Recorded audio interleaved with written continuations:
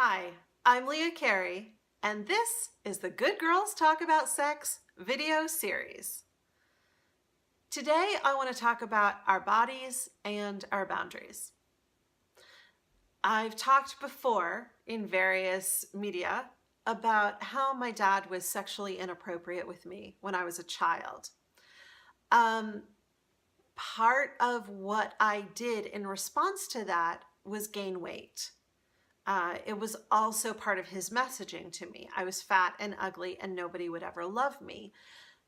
What I learned to do with that was to keep a layer of weight on my body so that I wouldn't have to worry about people being attracted to me. I wouldn't have to deal with that kind of attention because as far as I knew, that attention simply meant abuse.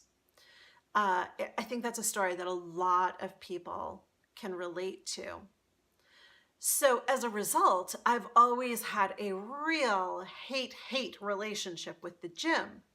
I knew that I was supposed to be moving my body. I knew that would be good for me, but I also was really afraid of the gym. And I couldn't talk about any of this nearly as clearly as I can now after having done a lot of work around it. I just knew that I hated the gym, that it wasn't fun, that all that stuff that people said about getting a high after going to the gym was bull hockey, and it just wasn't for me. I also felt ashamed though, because I knew that my body was larger than the culturally appropriate size. And so it has been really hard for a lot of years. This began to shift a little while ago when I decided that I wanted to go to the gym, not because it was going to change the way that my body looked, not because I was going to drop any weight, but simply because the act of walking on the treadmill got my blood pumping, and so I felt a little less sedentary because I had gotten too sedentary.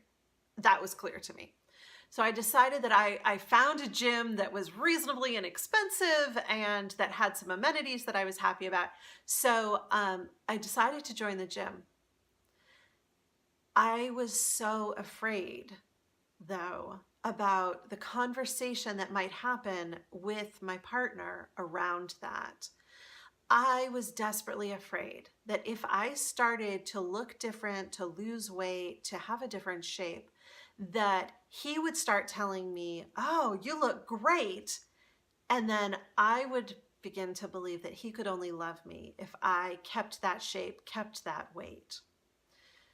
So I got really brave one day and I said to him, "I am really scared to say this to you, but here's what I need. If I decide to go to the gym and if I start to lose weight or my body starts to change in any ways, I need you to never comment on it. I need you to not tell me that I look good, because I will then believe that your love is dependent on me looking that way." I know that's not what you mean. I know that's not what you would be saying, but that's how my brain would interpret it because of my past. And he's a good man. And he understood and he said yes. And he has been true to his word. So here's what I want to share with you, that it's really okay to have boundaries about your body, about how people talk about your body, about how people interact with your body.